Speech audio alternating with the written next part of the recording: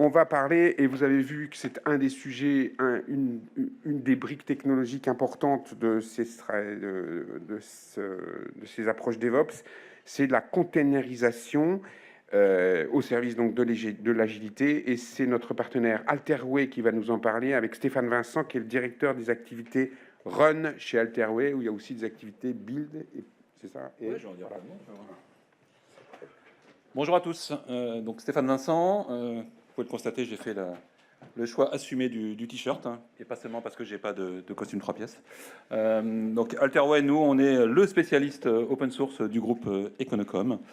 On intervient essentiellement sur des projets web, on fait du build, hein, vous voyez en haut, on fait également du run sur ces projets web. Et puis on est un peu comme Monsieur Jourdain, c'est-à-dire qu'on faisait du DevOps avant que le mot n'existe même, et avant qu'il devienne ce gigantesque buzzword, qui commence à devenir, à mon avis, un peu fourre-tout. On recrute pas mal chez Alterway, et il n'y a pas un seul CV que je ne reçoive pas aujourd'hui sur lequel il est marqué DevOps. Quand on creuse, il faut souvent creuser très très loin pour y voir une vraie composante DevOps, mais c'est ça. Alors on ne peut pas reprocher aux candidats de faire ça, puisque vous-même, les donneurs, il n'y a plus un seul appel d'offres qui sort sans qu'il marque DevOps, donc ce n'est que juste retour. Si on doit parler DevOps, hein, on en a beaucoup parlé ce matin, la promesse du DevOps, à l'instar de ce qui s'est passé il y a quelques années entre les métiers et les devs, les fameuses méthodes agiles, Scrum et autres méthodes désormais bien dissimulées en entreprise. L'idée, c'était pareil de casser les silos, qui en là étaient encore plus forts entre les devs et les ops, tout ça pour être encore plus agile. C'est bien d'être agile entre ses clients et ses devs, mais si jamais on ne peut pas mettre en production, il y a bien un chaînon manquant. Et donc, l'idée, c'est bien de casser ça et d'aller vers de l'agilité pour aller vers la fameuse réduction du TTM qui plaît tant à nos services métiers. Alors, la promesse du DevOps, cette agilité, elle est facilitée d'une part par l'émergence d'une multitude de composants. Tout à l'heure, une carte qui vous était présentée, je vous présente celle-ci, qui est faite par le groupe Xebia, qui a le mérite de s'inspirer de la table périodique des éléments, qui est assez intéressante et dans laquelle on voit qu'il y a finalement beaucoup d'éléments qui sont open source. Alors comme j'ai 10 minutes en tout, je vais pouvoir passer les composants un par un, bien évidemment, vous pensez bien. Au-delà de ça, donc, il y a vraiment beaucoup d'éléments. On est vraiment porté là par de l'open innovation qui apporte, même si ça a été déjà dit, et je confirme, DevOps, c'est avant tout une problématique de culture, de gestion du changement. Il y a derrière aujourd'hui un outillage qui permet de faciliter les opérations dans la foulée. Voilà. Et puis, cette agilité, elle est également facilitée par la montée en puissance des offres de type cloud public, qui sont tous pilotables, en très grande majorité, en tout cas pour les principaux, par des API, et qui ont permis l'essor de la fameuse infrastructure as code qu'on a évoquée ce matin à multiples reprises. Clairement, aujourd'hui, on peut piloter de manière programmatique des infrastructures, des déploiements sur des infrastructures, ce qui évite les erreurs humaines, ce qui permet de faire ça 24 heures sur 24, et ce qui permet également de travailler en mode versionning et autres, de faire des rollbacks et autres, avec tous les bénéfices attendus de l'infrastructure as code. Tout ça est permis avec l'essor des technologies de type cloud et le développement des IaaS. Voilà, donc nous chez Alterway, typiquement, aujourd'hui, on déploie de manière totalement agnostique sur nos propres infrastructures ou sur les principaux clouds du marché, sans aucun problème, de manière totalement programmatique. Et effectivement, en termes de portabilité, on est capable de déployer aujourd'hui sur un des clouds et demain sur un autre cloud pour un même client, voire d'envisager des cas hybrides, même si ça reste un peu souvent plutôt une approche marketing. Dans la réalité, il y a des problèmes de latence et autres qui peuvent jouer et qui sont un peu complexes à mettre en œuvre. On en a beaucoup parlé ce matin et je pense que c'était très bien décrit par Automic. Aujourd'hui, à la fois les outils et puis les briques sous-jacentes de type cloud, elles permettent de donner vie. Alors traditionnellement, beaucoup d'entreprises allaient déjà jusqu'à l'intégration continue. Aujourd'hui, on est capable d'aller jusqu'à la livraison continue, ça a été expliqué, et puis même jusqu'à du déploiement continu, qui pour moi est le Graal du DevOps, puisqu'on va pouvoir automatiser toute la chaîne et faire autant de livraisons que nécessaire. 1, 2, 3, 10, 15, 100 par jour. Il y en a qui font plusieurs centaines de livraisons par jour. Alors on ne parle plus de grosses livraisons monolithiques, on parle de petites livraisons, mais ça permet de faire évoluer. Et c'est cette automatisation du cycle qui permet de faire ça aujourd'hui. Voilà. En parallèle des évolutions majeures côté infra, est arrivé côté applicatif la déferlante des architectures microservices qui ont permis en moins de 20 ans de passer des fameuses applications monolithiques, les fameux plats de spaghetti, à des choses très largement découplé que revendique l'approche microservice. En passant, bon nombre d'entre vous sont passés par des architectures SOA et certains s'y sont cassés les dents. Voilà, donc aujourd'hui, c'est l'avènement du microservice. Alors ça peut paraître tout rose, pour autant la réalité elle est un peu différente. La face cachée des microservices, hein, c'est que quand vous allez multiplier vos services, si une application ça devient 110, 1000 microservices, ben derrière se posent de nouveaux challenges qui sont comment on orchestre tout ça, comment on en fait le monitoring, comment on fait le run de ces nouveaux applicatifs.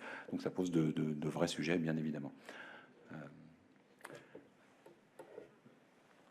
Pour nous, on est convaincu que la conteneurisation, qui est aujourd'hui portée de manière quasiment unique par Docker, et l'essor qu'a connu cette société, un petit cocorico, créé par des Français initialement, même si aujourd'hui ils sont plutôt aux États-Unis qu'en France, mais ils se renforcent en France et voilà, il y a des choses sympathiques.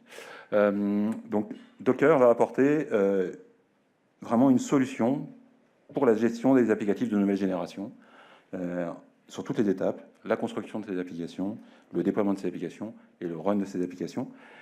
Et surtout apporte quelque chose qui va être un petit effet bonus, c'est l'effet portabilité. Vous allez pouvoir, grâce au conteneur, et je pense que l'image du conteneur a été prise à l'origine pour ça, un conteneur c'est transportable sur un bateau, sur un camion, sur un train, voilà, idem pour vos applicatifs, transportables, pour peu que votre infrastructure sous-jacente sache gérer des conteneurs, votre applicatif ou votre patrimoine applicatif va être transportable d'un fournisseur de IaaS à l'autre, du privé vers du public, vers l'hybridation et autres. Donc ça, c'est le petit bonus qui est apporté par la technologie Docker, me semble-t-il. Aujourd'hui, DevOps, c'est une réalité, alors pas pour toutes les typologies d'applications, mais au moins celles qui sont créées avec les paradigmes que j'ai cités aujourd'hui. On peut faire ça. La réalité, la livraison continue, le déploiement continu, c'est une véritable réalité dans l'entreprise aujourd'hui sur un parc restreint ou des applications qui sont éligibles. Et donc, la promesse du DevOps, elle est tenue, notamment voilà, en termes de facilitation des échanges entre les équipes Dev et les équipes Ops, et puis en termes de capacité à livrer de plus en plus régulièrement, et non plus tous les 3 mois ou 6 mois, comme on le voit encore beaucoup dans les entreprises chez lesquelles on intervient. Pour autant, tout n'est pas réglé, hein, clairement. Pour tirer un maximum de bénéfices de ces nouveaux paradigmes, il s'agit vraiment de tendre vers des architectures qui soient vraiment orientées conteneurs, avec des offres de CaaS qui commencent enfin à émerger, ça clairement. La bataille du conteneur, pour nous, elle nous semble désormais gagnée. Hein. On est passé en un petit peu de temps du physique à la VM. On est passé très rapidement de la VM au conteneur, et on pressent que dans les années qui viennent, les conteneurs vont, je dirais, devenir l'axe majoritaire présent sur nos architectures. Et donc, il faut s'orienter vers des architectures qui soient pleinement compatibles avec ces conteneurs.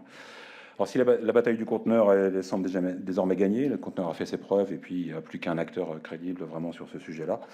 Il reste une belle bataille qui est en cours en train de se jouer en ce moment. C'est la bataille de l'orchestration. Une fois qu'on a ces services, ces microservices, comment on les orchestre, comment on travaille avec, comment on les maintient, comment on les fait évoluer.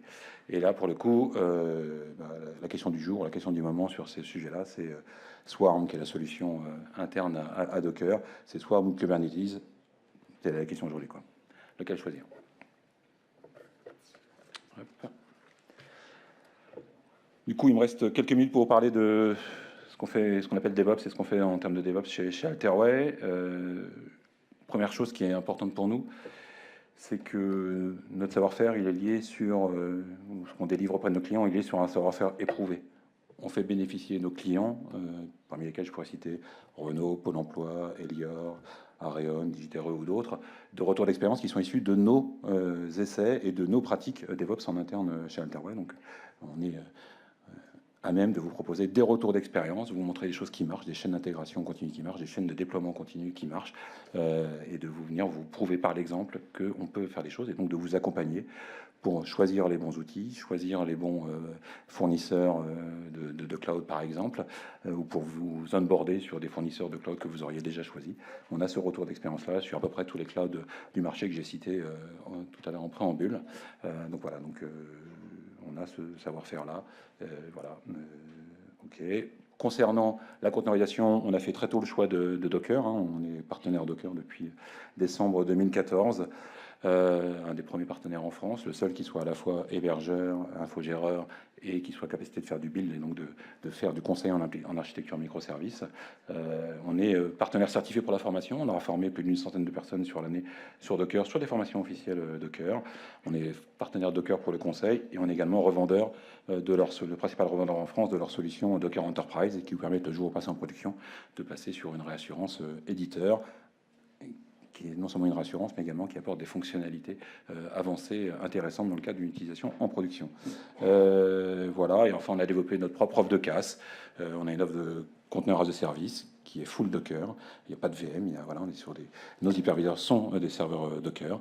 Elle existe en mode public ou en mode privé. Elles sont déployées sur des data centers en France. Et enfin, je terminerai par quelques mots, quelques conseils pour terminer. Finalement, que vous ayez une appétence pour DevOps, que vous ayez envie de monter sur DevOps, ou qu'on vous demande de monter sur DevOps, comme c'est régulièrement le cas, on rencontre régulièrement les équipes, ils nous disent, ben voilà, on nous demande d'aller sur DevOps, comment on y va concrètement. Mon conseil, ça serait de vous faire accompagner. Et mon deuxième conseil, ça serait de dire, voyez grand, mais surtout démarrez petit, des quick wins, des petits sujets, et puis vous allez pouvoir scaler rapidement pour avancer. C'est pour moi la clé de la réussite. Merci beaucoup Stéphane. Stéphane Vincent, donc directeur de l'HTTP Run. Une petite question. Qu'est-ce que vous sentez, vous, maintenant que vous êtes dans le groupe Econocom, j'imagine que vous avez un scope plus large de clients à qui vous adressez. Qu'est-ce que vous sentez en matière de maturité sur ces histoires de containerisation et de Docker? Est-ce que la demande s'accélère un peu comme ce qu'on voit dans l'observatoire? Et auprès de quel type de profil de client? Alors, elle s'accélère, oui, de manière très, très significative, portée en cela par la maturité des outils également qui arrivent. Hein. Je dirais que le Docker d'aujourd'hui, avec les offres Enterprise et autres, n'est pas le Docker d'il y a 2 ans. Donc aujourd'hui, il y a une vraie maturité aussi des outils qui permettent de prouver et de faire des choses et de déployer jusqu'en production. Et jusqu'à il y a 1 an, on faisait des choses en dev, en pré-prod au mieux, et puis derrière, on continuait traditionnellement sur la prod. Aujourd'hui, les outils, la maturité est là, me semble-t-il, pour aller jusqu'en production. Donc oui, il y a une vraie accélération en ce sens-là. Et par contre, là, c'est, je dirais, le panel. Il n'y a pas de client type aujourd'hui. Vous avez des pure players. On travaille beaucoup, nous, avec des pure players du web qui font tout leur business sur le web. Eux, ils sont nativement cloud, on va dire comme ça. Donc, il y a 0 sujet. Il y a quand même des sujets sur comment on va sur les microservices, quelles sont les bonnes pratiques et autres.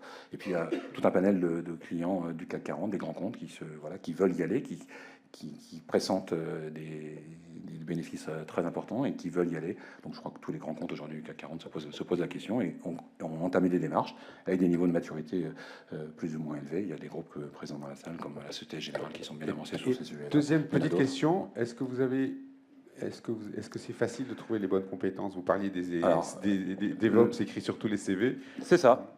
Du coup, c'est compliqué, puisque quand on veut faire du tri, tout le monde se prête en DevOps. Derrière, dans la réalité, les gens qui ont vraiment des retours terrain, qui ont vraiment de l'expérience, c'est compliqué. Donc il y a 2 approches par rapport à ça, d'être très sélectif et puis de les former. On a la chance d'être également organisme de formation, donc on fait monter en compétences nos ressources, mais ça reste des ressources rares globalement sur le marché. Merci Stéphane Vincent, donc directeur de chez Alterway.